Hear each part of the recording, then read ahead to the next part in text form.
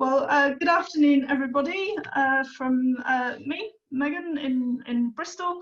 I am one of two formal board members on the Women in Social Housing South West board at the moment, along with Natasha Moore, who came back from maternity leave quite recently.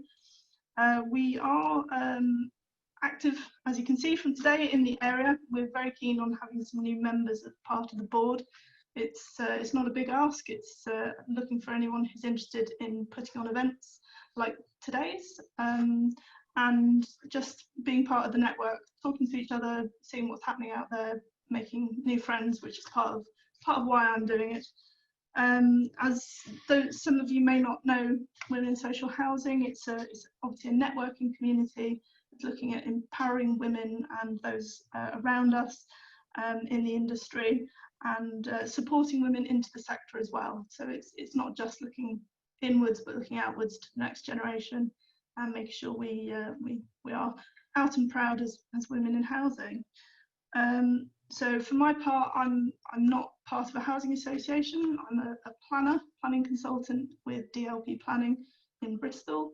I've worked for the last 12 years on housing applications, and I love working on affordable housing in particular. It gives me great pleasure to deliver housing for people who need it. So this is just one in the latest webinar series for Wish. If you are interested in hearing more about the series, you can become a friend of Wish. Just sign up on the website and they'll keep you in touch. If you'd like to join as a fully paid up member, then that would be great as well.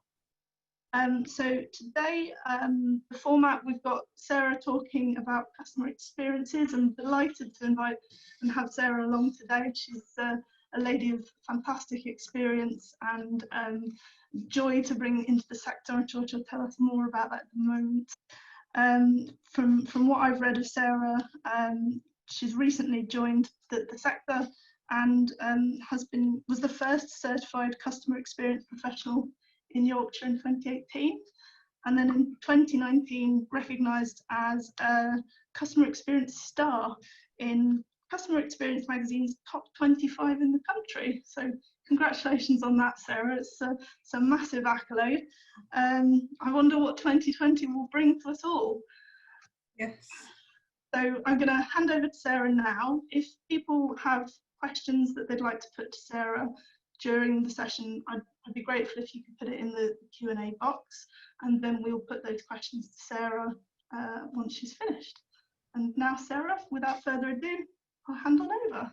Thank you, Megan. I'm going to share my screen in a moment, but before I do, I just want to say thank you very much for inviting me to join you today and to have a chat. And as Megan said, wonder what 2020 will hold. I certainly had no idea that 2020, which is my first year in housing, would bring the changes that we're all going through and have seen right now. So I am going to talk to you today about customer experience in Radian, and in particular how we've been responding to COVID-19 and to the challenges over the last few years. Not few years, it feels like that. I mean, a few months actually. I'm just wondering whether you can see my screen. I don't think you can yet. Just bear with me one moment, and I think that should be up there now. So I have prepared some slides, but just please be assured this isn't death by PowerPoint. It's really more as a reminder for me. I think one of the things that is really clear is just actually how much we have all managed to do over the last few months.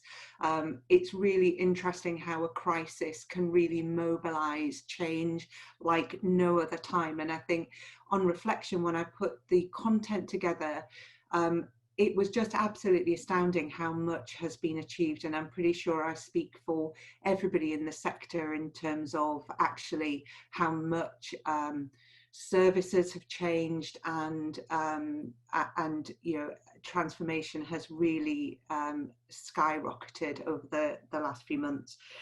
There's two things for me that have really stood out in terms of what has really mattered to customers over the last few months and has come to sharp focus. And those two things are around community and connectivity. And hopefully you'll see that really resonating through the next few minutes as I talk through what we've been doing in Radian. So I think I'm going to take you back to the 18th of March, which was when we did a full load test of our IT systems to check whether we would be able to successfully move to remote working. We didn't actually ever come back from that day. So from the 18th of March onwards, we went into a completely new way of working. We stopped a number of our services, moved to emergency repairs, and that was it. We didn't come back into the office. So I'm going to start from there really and talk through what we've been doing since. Before I do that, let me just give you a bit of an introduction to Radian if you're not familiar with us. So Radian is actually the combination now of two housing associations, Radian, who are based predominantly in the south, and Yarlington Housing Group, which formed part of our overall group in November. So the partnership was formed, and that really now gives us coverage across from Bristol in the west, across to Windsor in the east, and really pretty much everything south of the M4 in between that. We've got 100,000 customers across a range of tenures, from housing for older people, social housing, affordable housing, etc. So fairly big, and obviously now much bigger through our merger. So I joined in November, completely new to the sector, but my experience comes from a significant amount of time in financial services and in telco, leading customer service, operations, and leading customer experience strategies. I was really drawn to the sector because of the social purpose. So it really fitted with my values. It's where I wanted to go next in my career, and I have not regretted that decision for a moment. Even with everything that we're going through, it's actually just validated that decision was the right one. I have never worked for such a range of really passionate professionals as I do now, and I'm going to bring to life the achievements that they've all driven.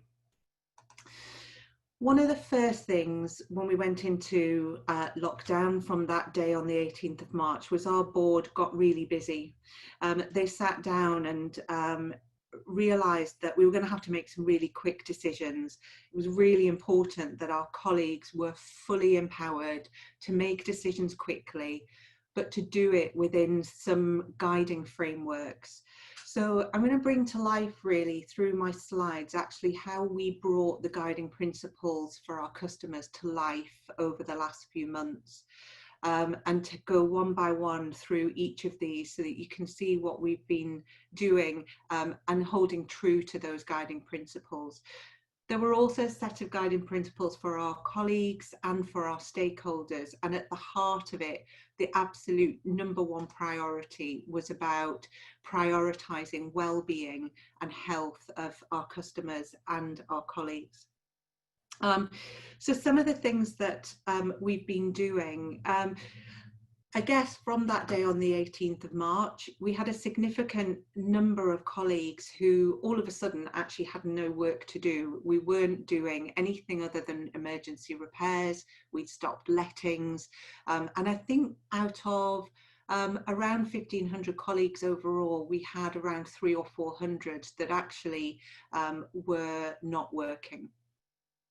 We very quickly set up a redeployment pool so that we could actually help our colleagues still feel really useful. And for our customers, one of the things that we recognised was that we had a significant number of customers who were over 70 and therefore potentially shielding, who were also living on their own and may not have a support network. So we set up the Buddy Club, and the Buddy Club is made up of around 20 permanent full-time members of staff, supported by team leaders who have a deep knowledge of the communities that our customers live in.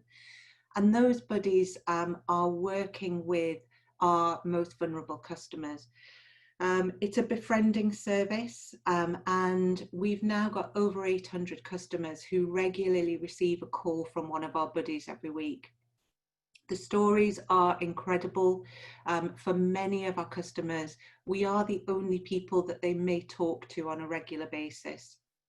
We've been able to provide support such as food parcels, picking up prescriptions, and we even managed to find the address for the Ralph Fiennes fan club for one of our customers. That was their biggest priority during lockdown, to be able to get in touch with Ralph Fiennes. So that was a really heartwarming story. It's been incredibly powerful for our colleagues as well, who get so much out of that connection with our customers on a weekly basis. And it's been so successful that we're looking at embedding that philosophy of Buddy Club into our business as usual, so that we can continue to provide that really valuable service to customers. In independent living and supported housing, we've always carried out welfare calls and contacts, and that continued and continues to this day. So we're doing around 14,000, 15,000 calls every month to all our customers who live within our independent living as well. And we've been doing things that are a little bit different. We've had to obviously close a lot of our communal areas, stop the kind of social activities that were happening in supported housing. But our teams have been hugely creative in finding new and different ways to keep customers engaged, to keep them active, and run activities more remotely, which has been absolutely fantastic. The other thing that I think we all recognise over this time, which is really sadly the increase in domestic abuse, and the fact that lockdown has just really exacerbated that problem for many, many people. We set up a domestic abuse task force, again, really early on, and our colleagues just really stepped up to the challenge of that, working with our comms team to do an awareness campaign internally and externally to help support our customers and colleagues who may be suffering and need help, and help them identify where they can go and get that support. But we've also made sure that we've prioritised the type of services that are really important to customers during this time, and that's things like making sure that we can still provide emergency housing for customers who need it in situations where they're experiencing domestic abuse, or where they need their locks changed, or they need some other elements of target hardening. I think we've also put a panic room in place for one of our customers. So it's really about responding to those needs at this time. And I don't think I could talk about the current crisis without talking about PPE. We made a commitment right at the start, particularly for our teams who are still out dealing with customers and have been over this time, that they would be highly protected with PPE, and that would keep our customers safe and reassured as well. Now, that has been a huge challenge, as I'm sure a lot of you will recognise as well. It's been a national crisis. The NHS were very rightly prioritised in terms of PPE. So we've had to be really creative and find new and sustainable ways to provide PPE, moving away from disposable to sustainable overalls, for example, so that we could carry on the services that we need to provide, but do it in a way that keeps our colleagues and our customers safe. Our next guiding principle was around understanding the needs and wishes of our customers. Now, many organisations during this time actually stopped carrying out any customer surveys, and I can understand why they might do that. We chose specifically at the end of April to go out and ask our customers how they felt connected to us specifically through the crisis. We wanted to make sure that we could learn from our customers' experiences and take that forward, recognizing that we could be in this situation for a considerable amount of time. We did find we had an excellent response rate, so over 80% of our customers actually responded to the survey, and we got so much learning from that. So a really easy, quick win, for example, was that our customers in independent living prefer to be contacted by letter rather than email. So we've changed our communication channels so that we can carry on communicating with them by letter. We also very recently carried out a consultation with customers to ascertain, as we go through our recovery planning, whether they're comfortable for us to go back into their homes. So we didn't just want to make any assumptions that we would turn our recovery service back on and start to carry out responsive repairs again, for example. We wanted to make sure that our customers were comfortable with that, and we again got a brilliant response rate through our consultation process. We've moved our consultation process online, so we use Citizen Space, which gives us much greater reach and much more accessibility for our customers to actually engage with us. So that's another really important tool that we're using through this crisis to keep connected and to make sure that we make all of our decisions with that customer needs and wishes at the forefront of everything that we do. And we've carried on reaching out to residents groups as well, both through our community teams and our community partners, and also some of our leadership teams working with some of our biggest residents associations to check in with them and see how we're doing. So again, really important that we carry on doing that. Our next guiding principle, and I think, you know, the government made an enforcement around this again very early on. We'd already made the decision as an organisation that we wouldn't instigate legal proceedings for arrears evictions through the crisis. That meant we had to do things differently. So our income teams are very used to working at all stages of that recovery process, and we repurposed the whole of the team. So we brought together our income tenancy sustainment teams together to actually do much more proactive, preventative activity. So recognising those customers who actually needed that support because for the first time they were falling into arrears, or supporting those customers that again, for the first time, were claiming universal credit. And in those early weeks, we saw something like a 6-fold increase in the number of universal credit applications. So supporting our customers through that was incredibly important. And to support those customers who are really struggling and really suffering from financial hardship, we've set up a hardship fund, which again is managed through our income and tenancy teams, and they will identify those customers where we can provide some respite, up to 3 months of rent support for them. And again, we've made that commitment on an ongoing basis. Our next principle was around prioritising key services for customers to help them sustain their homes. Although we stopped everything but emergency repairs and we stopped our lettings process, we have continued on a case-by-case basis where the need is required. So for example, one situation we had with our supported housing is that we had a couple who were due to move, and unfortunately their removal company let them down at the last minute. They were very vulnerable individuals. They needed a lot of support. They had nowhere else to go. And our trades team actually stepped in with full PPE and done in a very safe way, but to support that couple to make sure that they could move into their new home safely. And there's, you know, hundreds of those kind of stories of where collaboratively across the organisation teams have really pulled together to support those critical services for customers.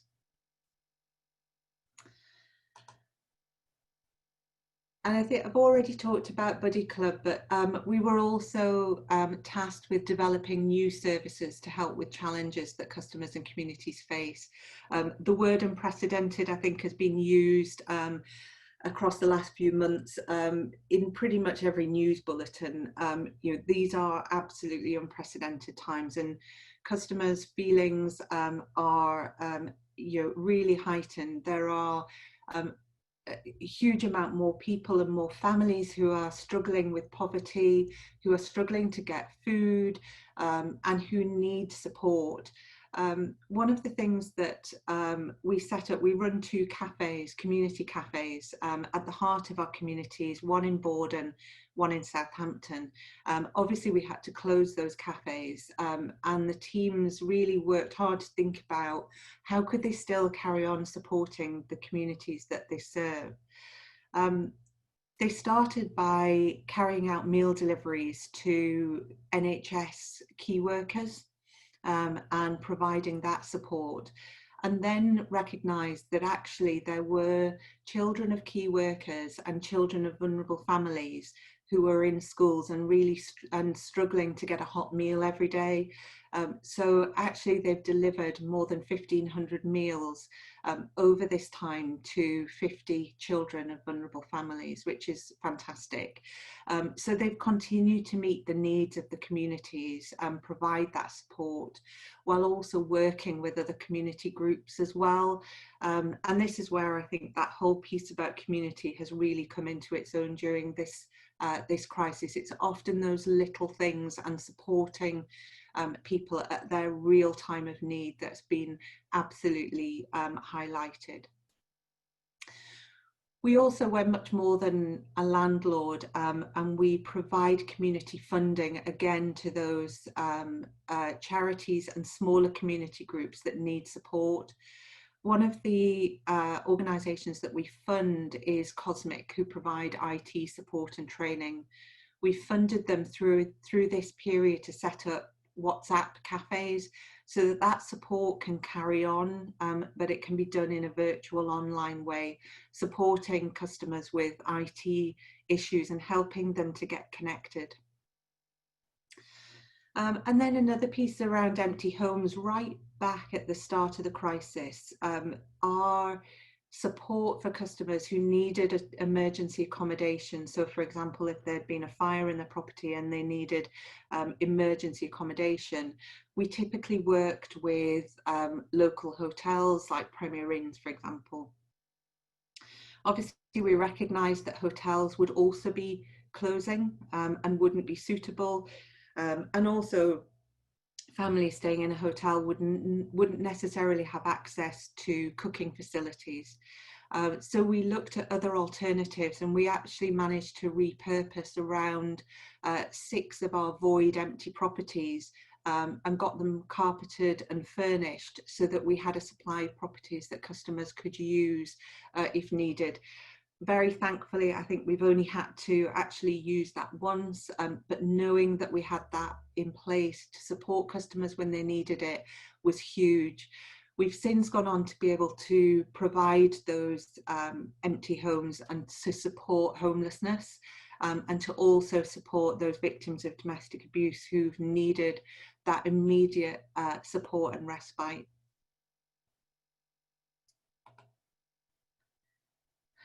And then last but by no means least, I think this is where connectivity really comes in, which is about increasing customer engagement and positive perceptions.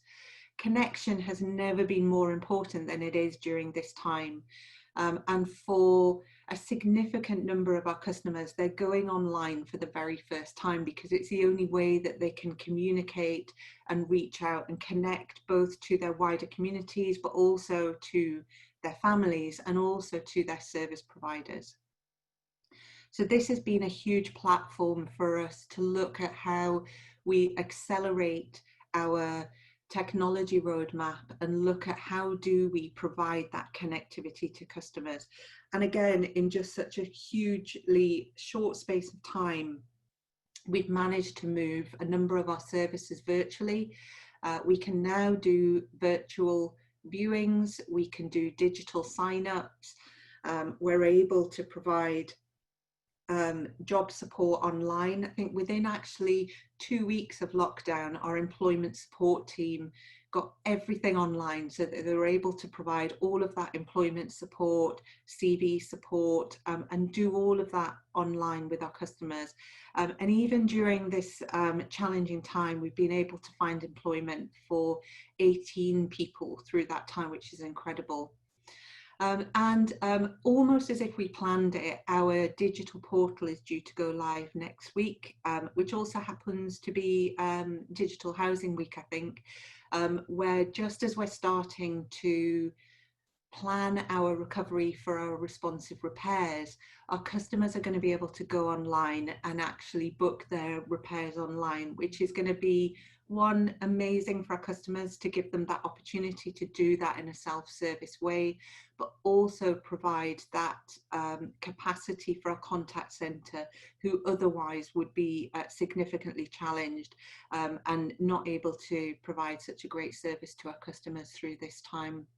So definitely something that I think, you know, it would have taken us 2 years without this crisis to accelerate to the level that we have. And it's something that we're looking at. How do we, I think at no point in time has anybody had the opportunity to accelerate digital as we have now. So we're absolutely looking at how do we optimize that.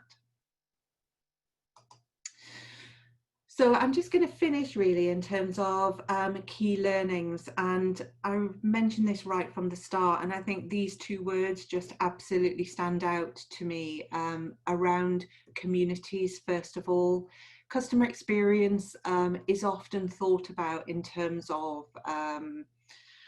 digital transformation, self-service, but more than ever, community is more important to everybody. And I think that is something that we need to take with us into the future, which is people helping people and caring about people. And that has come out loud and clear throughout the last few months. And that coupled with connectivity, as I said, people are connecting in ways that they didn't believe possible. We are all managing to work remotely as effectively and stay connected to our colleagues, but also stay connected to our customers. And the range of services that we're able to provide that can be done via virtual means is absolutely incredible. So again, something that we'll take forward into the future.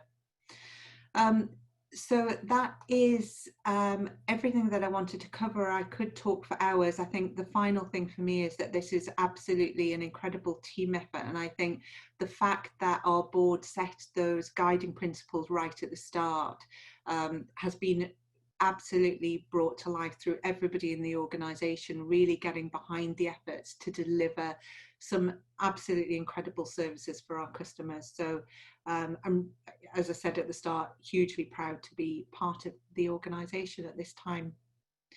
Thank you very much.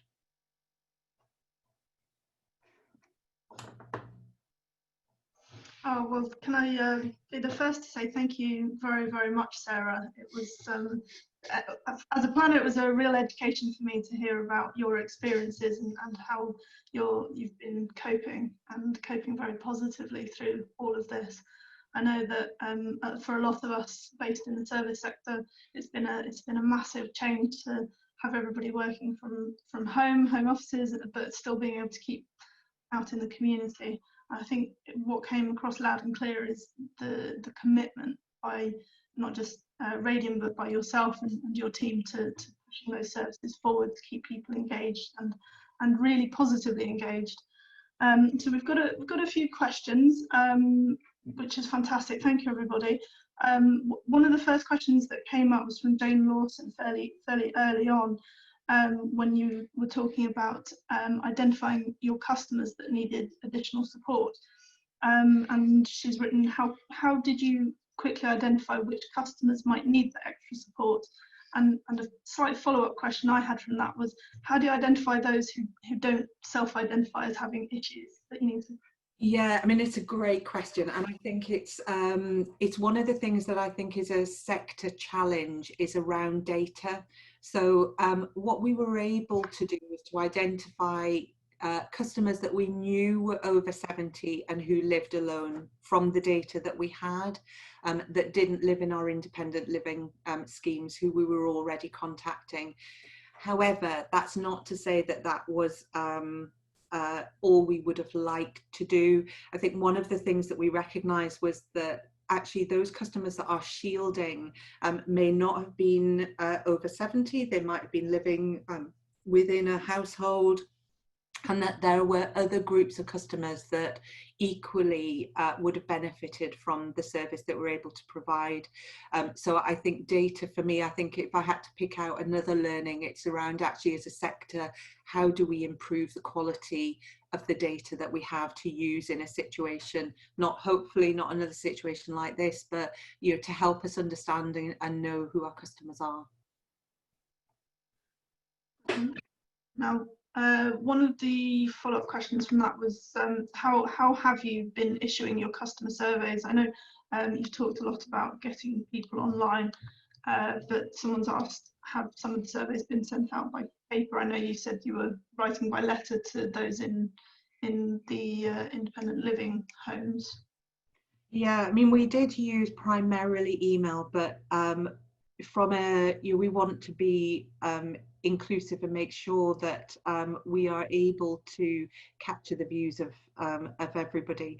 We actually had within independent living, we did send our surveys actually out by email, and we had a 12% response rate from that group of customers, so they responded really well to that. We also put the survey out via social media and then also sent it out via letter to those who we knew that was their preference. So we do capture those customer preferences of contact channels in some cases. Have you found your social media engagement changing at all recently? I know I'm going to make myself sound old here. I know there's different groups that use different social media, perhaps is one way of saying it. I'm not saying it's at all age related, but have you found Radian getting onto TikTok or Snapchat or any of the newer systems? No, not yet. I must say, I think TikTok might be quite maybe a step too far from it for us. We use Facebook. We've got a community pages in Facebook which customers do engage with us through, and Twitter typically isn't customer driven. So yeah, I mean, I think it's something that we should look to expand more in the future and look at what other channels our customers are using. Absolutely, I think that's always going to be a moving game, isn't it? Is keeping up with where people are and how people are actually engaging with you. So Helen Phoenix has asked, how much co-design do you do with customers, such as on new services? And I imagine that's been difficult recently. Yes, do you know what, actually just before we're in the process of designing a new voice of the customer framework, which will include all of our customer engagement panels, our community panels, but also setting up some specific panels looking at things like safer lives and looking at investment in customers' homes and things like that. One of the things just before lockdown, we had gone through a huge colleague involvement in the design of our Voice of the Customer programme, and we were just about to run our session with customers to get their input and help them design it. Unfortunately, we had to postpone that, but we did run a session via Teams with some customer groups. So we have managed to do it, but in future it's something that we want to do a lot more of. So we're going to have a lot more representative customer panel groups that will help us, for example, as we design the next phases of our online portal. So that actually when we're talking about digital and we're talking about technology enhancements, we're doing it in a way that is meaningful and will support and add value to our customers. It's interesting that you mentioned diversity in there, and I suppose we're talking as women in social housing here, and in the wake of all of the tragic events in America and ongoing protests with Black both matter.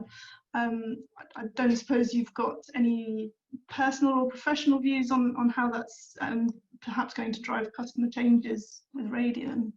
Yeah, I mean, I think again, it comes down to we've got to start with knowing who our customers are and being able to do really effective customer profiling and segmentation so that we can be sure that we are representing all of our customers and able to deliver the types of services for not just a one size fits all, but that is representative. And I just don't think at the moment we've got the right data to support that. So there was actually a big conversation with our exec team on that yesterday as something that we want to prioritise. Well, it's fantastic to hear that conversation is happening, and I know everybody's keen to. Hopefully, everybody's keen to move things forward so that boards, panels, customers all represent one another more clearly. Right, one of the other questions we've had from Amy Chesick. Based on the responses to your survey, what else have customers said they would have liked you to deliver? The obvious answer to that would be repairs. So we did have some actually different views. We had those customers that said, well, do you know what, you could still carry on doing communal repairs or some of the outside works, for example. So there were questions around why we'd stopped doing some of that and some of those services.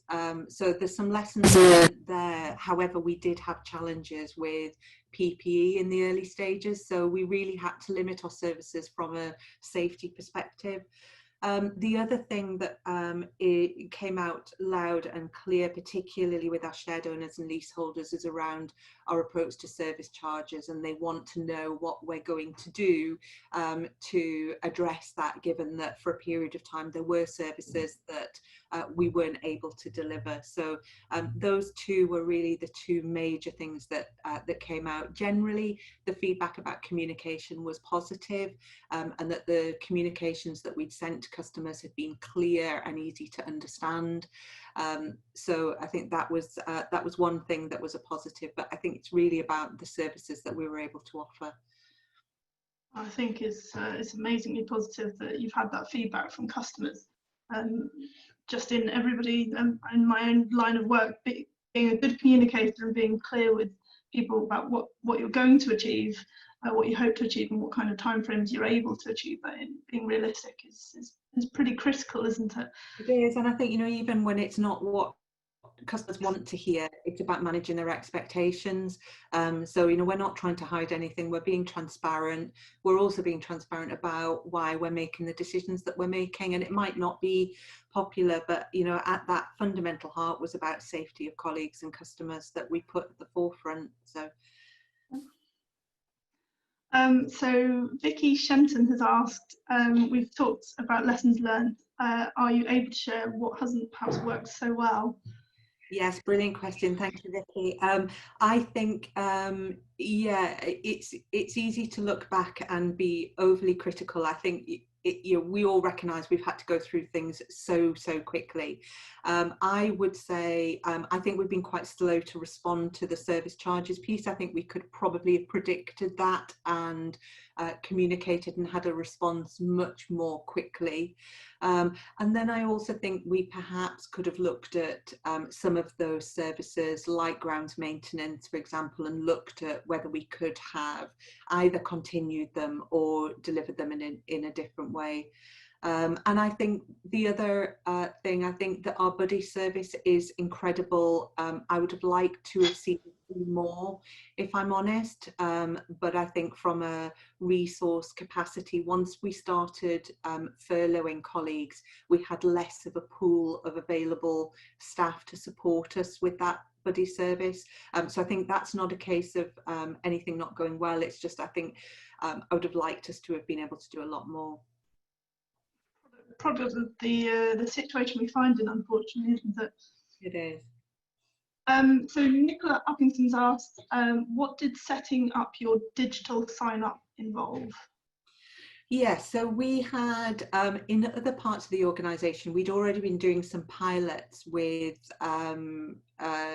DocuSign I think it was, and we looked at how quickly we could extend that service so that we could start to do those digital sign-ups. So that was, we actually got a team of BAs in looking at the end-to-end process, and really looking at the challenge of how can we switch our viewings process back on and our sign-up process with as minimal amount of face-to-face contact. So that was their challenge, and we'll do it in a couple of phases. It's not perfect, but it's absolutely meant that we're able to do those sign-ups without physical paper. Very good.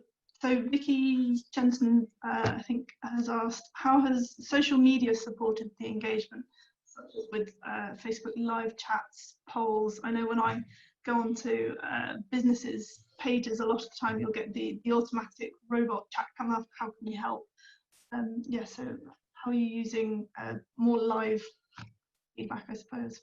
Yeah, I mean, one of the things that we already have live chat within our contact center, so that's something that our customers use as a contact channel.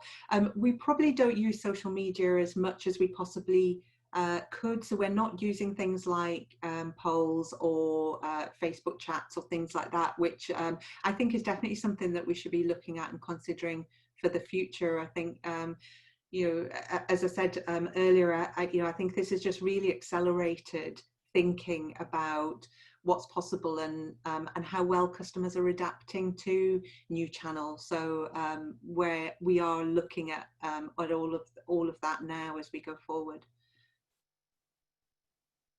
Adaptation has to be the name of the game right now. It does, yeah, it does. So Jonathan Platt has said the idea of connectivity and community is really powerful. How can this be maintained post-COVID, particularly with diminished local authority budgets? So there's a couple of questions within this. So how do you see the role of registered providers changing? Jonathan, you've chucked everything in here. The role of RPs changing in the future, and do you see your role extending beyond the core business of housing services? Housing's long been the core part, not the only part of your services, hasn't it? But it has. I think, you know, yes, that piece about connectivity and community, and I think one of the things that we'd actually started looking at before COVID, but is our thinking has probably changed about how we deliver it now, is about those two things. I think, you know, we've got a really wide geographic spread, and we want to look at how do we change our service model so that you know, it's a digital first, not digital only, but that we use that in the right way to take that straightforward, more transactional service, more digital, but recognize that we actually have people embedded in our communities providing that support to customers in the communities when it's needed. So that's our thinking about how we're going to take that forward. And I think the whole, you know, we are also really considering our approach to agile working as well. And rather than having teams, they might be centralized as a team, but that doesn't mean they all have to sit together in an office. That's actually started to think about, we can have those centralized teams but embedded within local communities as well, and again working much more closely with the communities they serve. So and as you said, yes, when we're more than a housing provider, we do a lot to reinvest back into communities through funding, through partnership working, and I think, you know, if anything, that would be something that we'll invest in more and definitely protect as we go forward. yeah, I think that dovetails well with Jonathan's follow-up, which was how will you potentially look to collaborate more with housing and non-housing organisations going forward? Yes, and yes, we the answer is we definitely will. We recognise particularly that a lot of local authorities are potentially not going to be in the same financial situation they were before. We want to provide that help. We all work together in the communities that we serve, and the partnership working piece will be huge. We've just recently brought a new director of community into the organisation, and she's working on that strategy now. So yeah, there'll be a lot more to come. Yeah, I think the change doesn't stop, does it? When lockdown ends, the change will keep coming, and I think we're all naive if we think there won't be change over the next 6 months, 12 months, 18 months, and ongoing. So Rachel Pinchin has asked, are you seeing new or previously less engaged groups of residents emerging and taking part in recent consultation or involvement initiatives?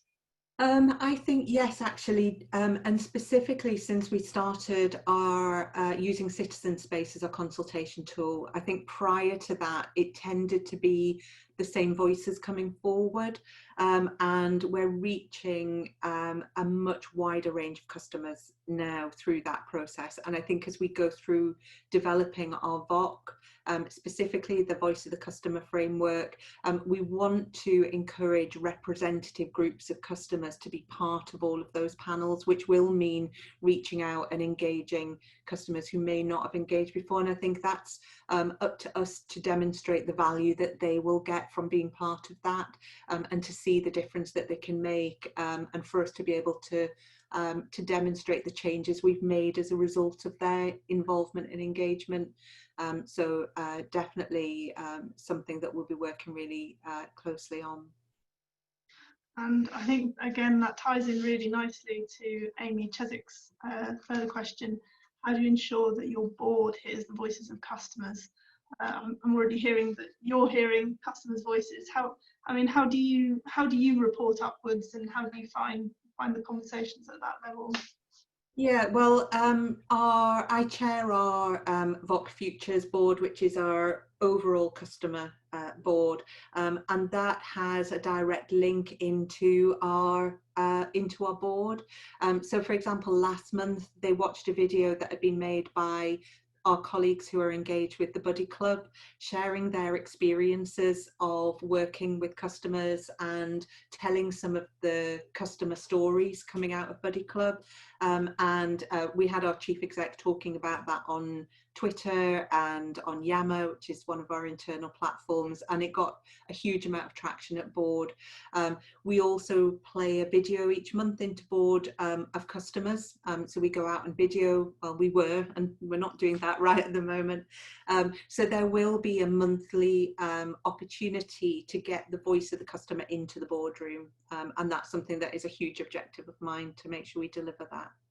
I think that's a fantastic way of getting people straight into board. How else do you reveal people's own stories in their own words and in their own way? I think that's fantastic. I think that's it for all of the questions we've had in. I think you've answered them all really, really beautifully. Thank you ever so much, Sarah. I just wonder, did anyone else have any other questions that they'd like to put to Sarah while we've got her on the line? I think that covered all of the questions that I had. I mean, I had what have been your main challenges, what are you looking forward to changing in the future.